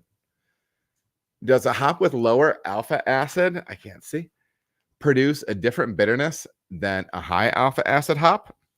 I think what you're looking for here. So first of all, great question. The primary difference is going to be green matter going into the kettle, right? There can be some benefit there. I don't know exact like specs on this, but there is a balance between polyphenol that would be contributed through green matter from a hop addition and protein level in your kettle. And when when those items are balanced, you will get a clearer wort. Those things will tend to lock together, form larger particulate, and then fall out. Okay. I don't know too much of the background on that, but it's just something I want you to keep in the back of your head, because I do know sometimes where brewers have leveraged using lower alpha acid hops for their 60-minute charge, their boiling charge, their bitterness charge, because they find that they get a clearer end wort. Okay, so that's just a side note. But I think what we're really getting at here is the bitterness different between high alpha and lower alpha hops. Primarily, you're going to be looking at cohumulone. Okay, so cohumulone is a hop compound that is sometimes associated with a harsher bitterness. If you're looking at a lower cohumulone hop, something like in the 25% range, or something like that, 20 to high 20s, people will say that will give you a smooth bitterness, right? But also, if you go with something really high cohumulone, you can get potentially a more bracing bitterness out of it, a more aggressive or rough bitterness. So it's a little bit more of that metric. Obviously too, when we're talking about using a low alpha versus a high alpha, there's the volume issue there too. But that's basically the big picture. Now, I would say this, and I could just be wrong, but sometimes I feel like if I want to make a really austere beer, I do want a neutral hop to be using for my boil edition. So like if you're saying something like Centennial, maybe your Centennial will be boiled to hell by the time you get done with your 60. I wouldn't be crazy about using something really aggressive like a bomb like Citra or something like that. Maybe you would have something coming through on a really light beer. Maybe that's just a concern of mine. But a comfort range for me is that high alpha, low cohumulone, neutral bittering hop, like a Magnum, something like that. Appreciate the question, Kevin. Who's going to CBC? I don't think I'm going to CBC, you guys. But maybe, you never know. I mean, maybe lightning strikes, right? Maybe lightning strikes. Maybe I come into some money, and I go. Anyways, next question comes from Derek on Instagram. Hey, Adam, loving the content and always helpful tips. I typically clean, sanitize, purge, and pressurize my FV the night before a brew day. Haven't encountered any issues with this method yet, but was wondering if I'm running any risk of contamination by leaving it that way before transferring anything over post-boil the following day. Is this common practice? Or do you clean your FV simultaneously with the brew day? Thanks in advance. I think that's a great procedure, man. First of all, make sure that all of your cleaning and sanitizing chemicals are diluted appropriately, used at the right temperature. And if you are using something no rinse, make sure that your concentrations are correct, pHs are correct, all that stuff. So it is absolutely fine to run a clean, sanitize, and CO2 purge of that vessel and then pressurize it. So that way, the next day when you come back to it, if it's still holding pressure, that you don't have a leak in the tank or anything like that. But yeah, I think you're good. I think you're good to do that for 24 hours. Sometimes people go even a little bit further with that. But you do want to be very, very tight on your chemical handling and everything.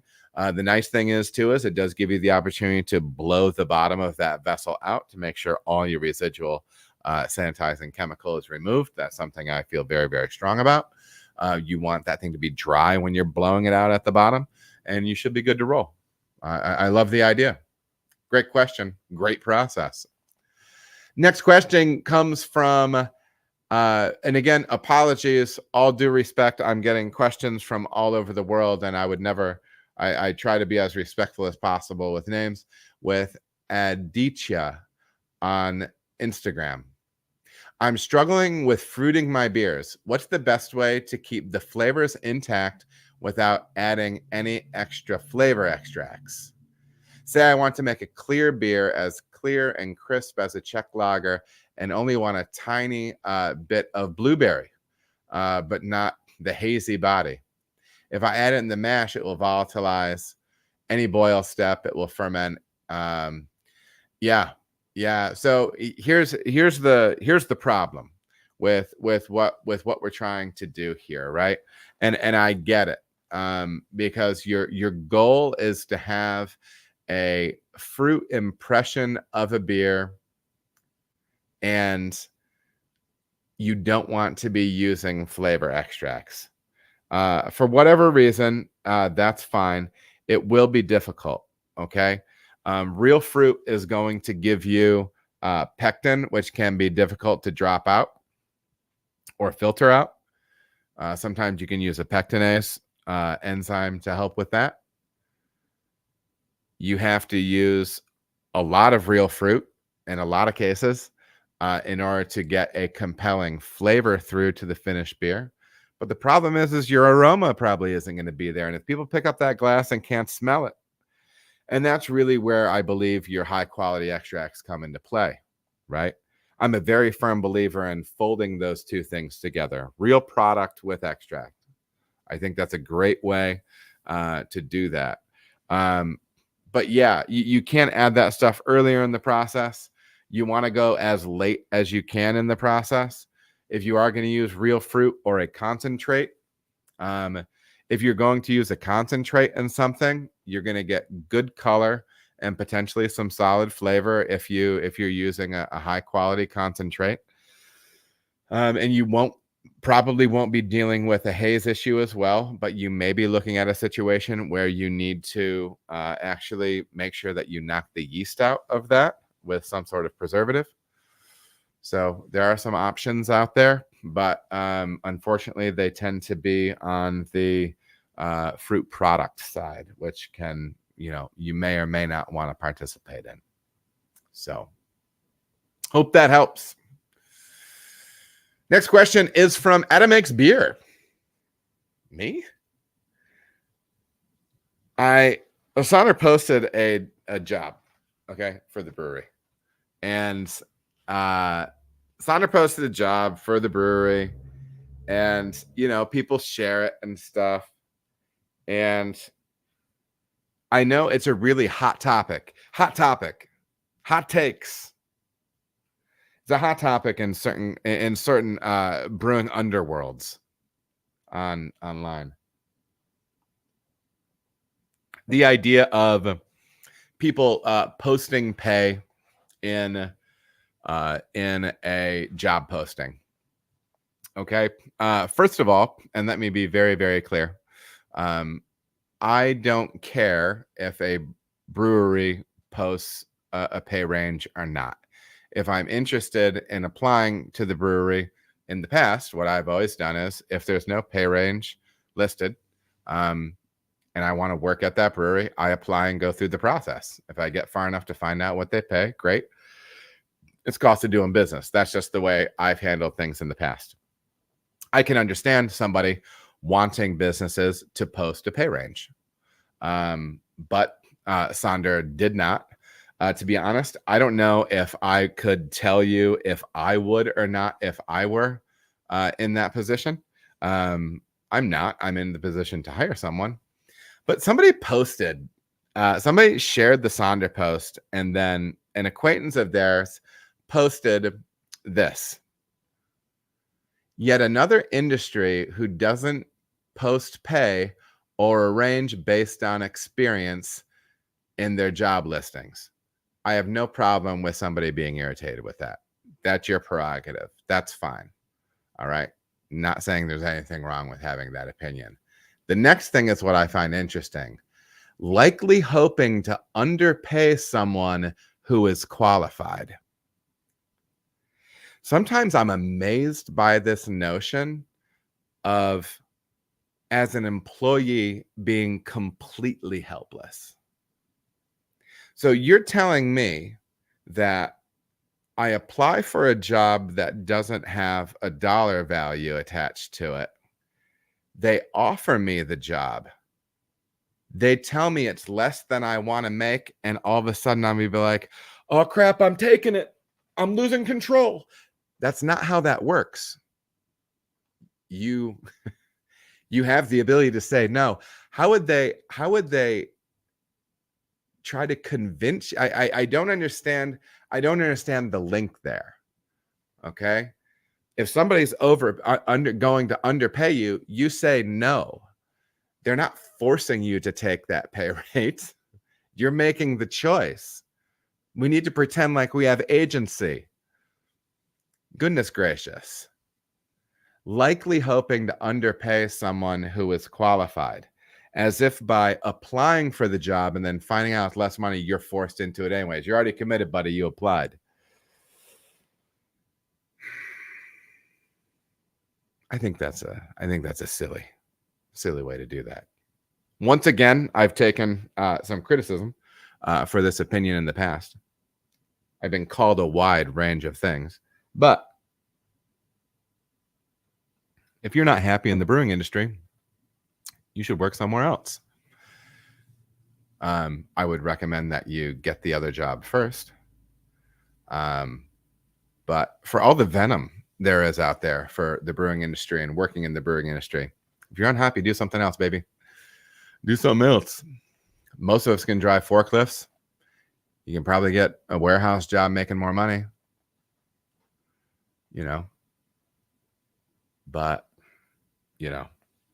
anyways, that's my take on that. Appreciate the question, Adam. Next question is also from Adam Makes Beer on Friendster. Can you tell me about the interview questions you have been using when you conduct your interview? So I mentioned earlier in the podcast that I had an idea. Yeah, Avila, it is called free will. Like, what are they tricking you? I don't. Yeah. Anyways, I don't know, and I'm not like, I don't know. Things like that drive me nuts. The interview questions, though. These are the interview questions that I cooked up. They were not Googled. Feel free to give me your feedback on them. I'm not saying they're perfect. Interviewing is something that I want to get better at. But what I'm trying to do is I'm trying to create a situation where the person sitting across from me, where I can tap into their brain. So what I want to see is when I ask somebody an interview question, like their eyes move and like they're going into their brain, right? And they pause, right? And then because what I found is with these interview questions, I feel like I've gotten very genuine answers from people, and that they kind of like spark conversation with them. And I can, and part of it is the people that I've, interviewed or whatever, it's personality based, but I feel like these questions help me get into a thinking spot with them. They're not perfect. I'm workshopping them. So let's see what you think. The first one was, I asked them, what fills up your cup? I'm a big believer in, when it comes to your job, when it comes to your relationships, in order to have something to give, you have to have something in your cup, right? If I'm going to help fill your cup, I have to have something in mine. People have good days and bad days. Some days we come in, the cup is empty, and we need somebody else to fill us up, right? But more often than not, we want to be able to come into a relationship, come into the workplace with something to offer. It's a big goal of mine as somebody in a management position. I want to be consistent, and I want to always have something to offer the people that I work with. Okay. So I wanted to start the conversation kind of around that idea and say, what fills up your cup? That got smiles and thoughts from people and some pretty good reaction. And it also lets me know, like, I was listening to some stuff on the topic, and it was like, so if you can kind of get people to tap into like their genuine self, not like their work self, right? To get talking about what they're passionate about. And so you might see that as a theme a little bit through the questions here. Second question I asked was, tell me about a hobby or pastime outside of beer that you are passionate about. Again, another question that's aimed at one, tapping into what they're passionate about, what they're excited about. So you can see if it like rings true and like the way they're talking to you, right? You can see how like naturally they like express their excitement for the things that are theirs, right? And it's a little bit of like a personal share too. And so it's a chance to like form a connection. Now, when I do these things, sometimes I will give like a little bit of like conversational feedback once they're done. And I usually try to, especially when it connects with something that is applicable to me. So because I find that as like rapport building as you're walking through that process, because I want them to be comfortable to express themselves clearly to me, right? Because the job interview is me seeing if you're a good fit for working where I work, and for you, if you want to join what we're bringing to the table, right? So it's a two-way interview. It's a two-way interview. The next question I asked was, how would an attentive manager evaluate you as an employee? It's not a current manager. It's not a past manager. It's not a good manager. It's not a bad manager. It's an attentive manager. And it's a manager that sees you and notices you. Okay. The follow-up is, what would they say is the next step in your development? You're not trying to draw out like, oh, what are you bad at? An attentive manager, because in my mind, when I think of an attentive manager, like it has like an encouraging feel to it, right? An attentive manager, what would they say is your next step, right? Because that's not a negative. It's just what's next for you to get better with, right? So it's almost like introducing that idea of a weakness or an area that you need growth.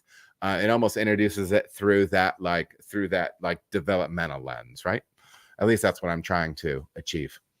And I asked, what are the characteristics of your ideal coworker? Which is kind of HR regular, I think. I did ask the question, why have you chosen the beer industry as opposed to another passion-driven food production field like wine, artisanal bread, chef? What brewery tasks have elicited a stress response from you? And then the follow-up question is, how did you cope with that? It's not a question to try to say, oh, what are you bad at process-wise in the brewery? Because it could be anything, right? But it's like, what are the situations that make you feel stress at work? And I've gotten some really good answers out of that. Like people give you the feedback of, when the schedule's all over the place, right? Or when there's no schedule, from an organization standpoint, different things like that. So it's very informative for me to understand what helps to make you tick as an employee. And then the final one was, because really, I mean, everybody that applies is really already in the industry, or by and large. You're already employed in the industry. What has you interested in joining our team? And that's probably just a standard HR one. But that's the lineup that I was working with. And I tried very hard to facilitate a conversation where the question is asked, any clarification if need to, and the question is given. I let them talk until they run out. I try to be a very active listener, a lot of eye contact, responding non-verbally, right? And then encouraging response through positive feedback. And then when they wrap up, I did try to keep it small, but in those areas where I think there's something shared or something I can share that I think is like a direction that we want to build our culture at Sonder, you can kind of nurture that a little bit too. So, but anyways, that was my breakdown on employment stuff. I would be interested in your feedback on it. And I know it's a little off the beaten path for what we talk about here, but we do the career stuff. We do the leadership stuff as well. So, yeah. There's a wide range of feedback in the chat right now. Some of you are hilarious, and for some of you, how dare you? Next question. is from Srivas on YouTube. Hey, Adam, not a very specific question here, but I would love if you could speak to the process of refilling bright beer tanks without running a CIP on them. Example, pale ale into a tank that had previously a light lager on it. Listen, I know things like this get done in large breweries, hopefully with very, very good labs. They will run the same brand multiple times into one bright tank without cleaning that bright tank. It's bright beer that's going in there. It's bright carbed beer. They package it and get it moving on its way. I think that's fine, but you need to be really, really tight on your QA QC. Okay. There's that. The flip side is if you're in a situation where you're looking to move something that is more boldly flavored into something that you're not going to have a big color difference with, like this pale lager in a bright tank and then putting a pale ale in on top of it, you can probably do it, but you better be really, I would feel most comfortable with really good lab testing for stuff like that to know where you're at from a micro level, but you can absolutely do it. Obviously there's time savings on time, labor, chemical, CO2. But you better be really tight on your stuff. I would prefer September and June has decided they're not taking the job.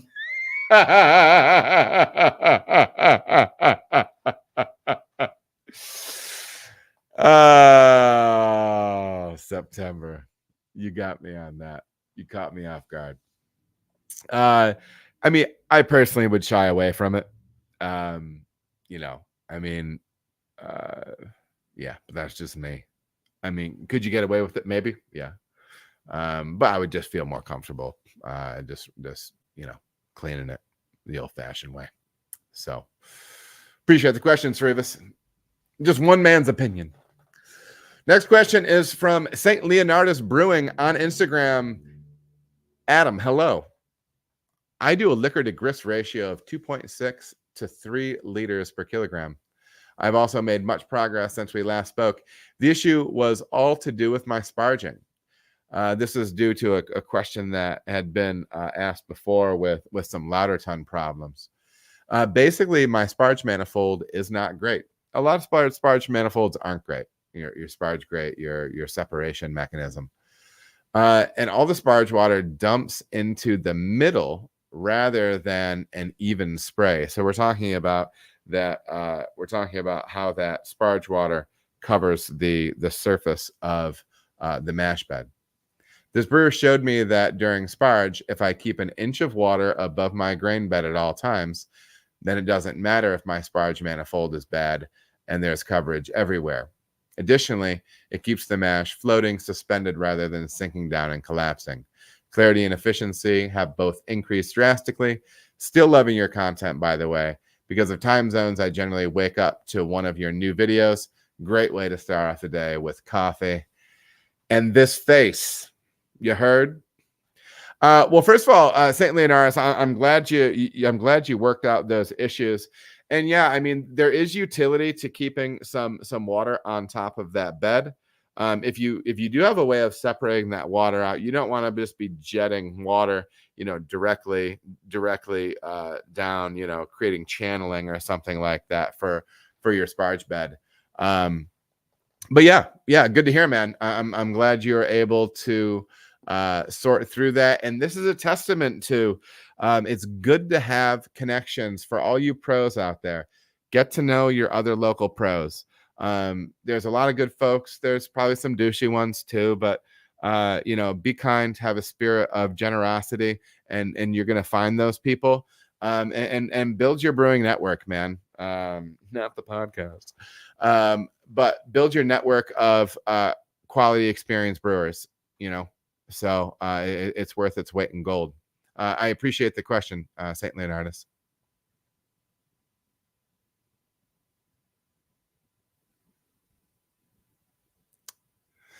Human on Earth says, does anyone spun and also bottle/keg condition? If so, how do you figure out the priming sugar amount given the spund?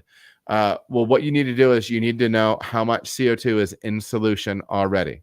Okay. So if you are at, I'm going to go American units here.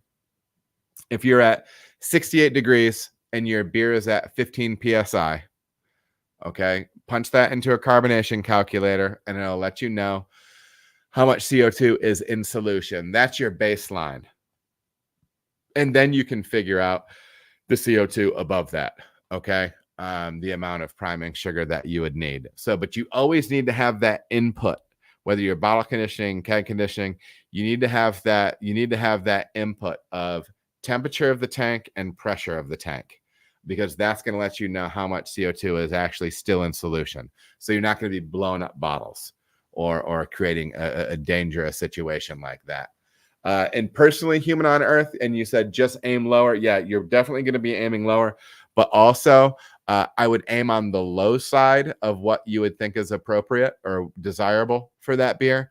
And then like the next time, if you want to kick it up a little higher, give you a little wiggle room.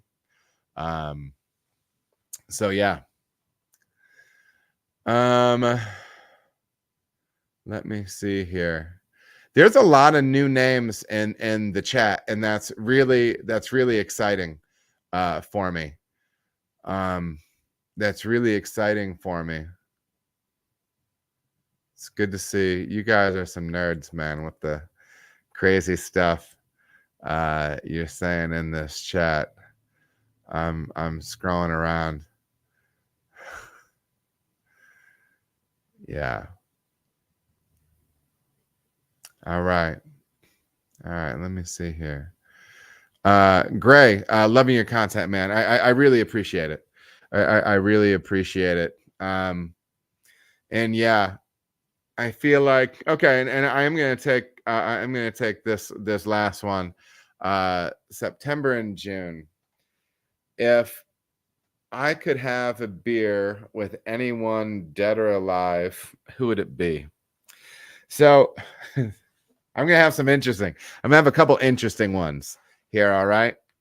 And so we'll go a couple different directions. Personal. And this is not said to be like a buzzkill or anything like that. Personally, someone who is passed, it would be two people. If it was somebody who had passed, I would say I would love to. My brother died when I was young. I was 13. He was 16, and you miss that person at different stages, right? And as you hit a different stage, you notice that portion of the miss. You know what I mean? Oh, this is a new thing that I'm not experiencing with them. I would love to, like, today, because I mean, he would be almost 50. He'd be almost 50. He'd be 49. Yeah, I would like to know what that was like, because we didn't live life to the point where we had found out what it was to be men, to truly become friends, I think, because we had a real older brother, younger brother thing going on.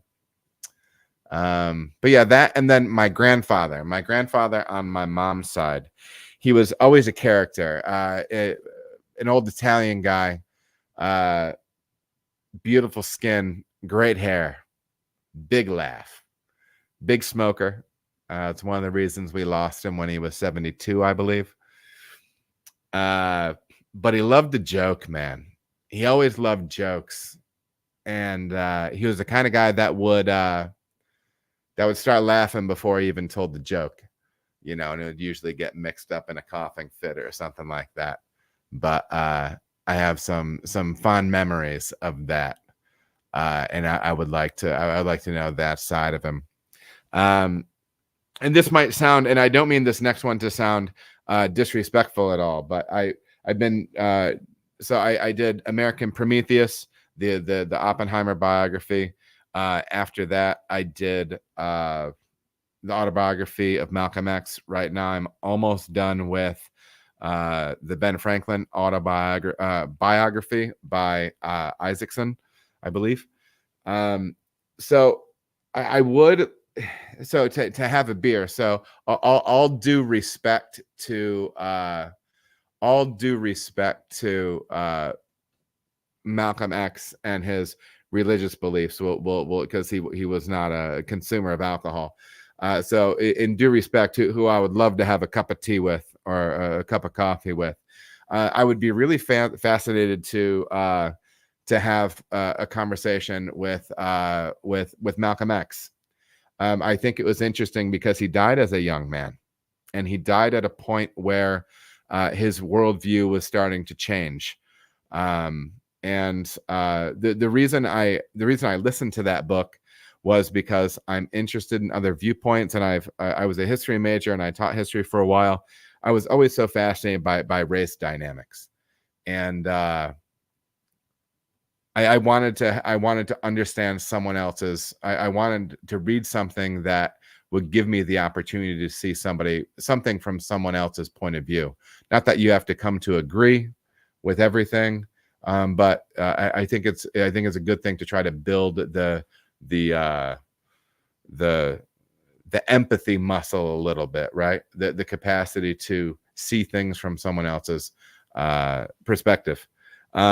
So, and as with all tragic things, he died young, and I think it would be fascinating to see where his development went, because he did strike me as a seeker, and you might not like where he got with his seeking, but I would also say that it was not the did not have the opportunity for that course to run itself out potentially. So anyways, yeah, and Ben Franklin too, man. I mean, that dude, he was an interesting man, right? But anyhow, ladies and gents, remember, it is next Tuesday, March 12th, 7 p.m. Eastern Standard Time, the godfather of home brewing, John Palmer, in the house. Drop questions for me on YouTube, on any YouTube video, not in this chat, on any YouTube video, on DM, Instagram, Facebook, LinkedIn, anything. Follow me and get that stuff in there. Again, so much gratitude to everybody in the chat for following along.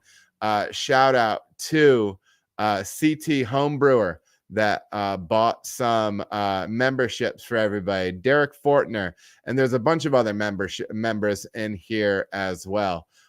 New and old alike. Those numbers are growing, and quite frankly, it really helps out you guys. I really appreciate it. I hope you guys have a great rest of the week. I'm going to see you back here with Palmer. Drop those questions. Give Blickman a shout. Send him a quick email. Tell him thank you for supporting your boy. And hope you're all well. Take care of your people. Love your family. And we'll talk to you soon. Have a great night.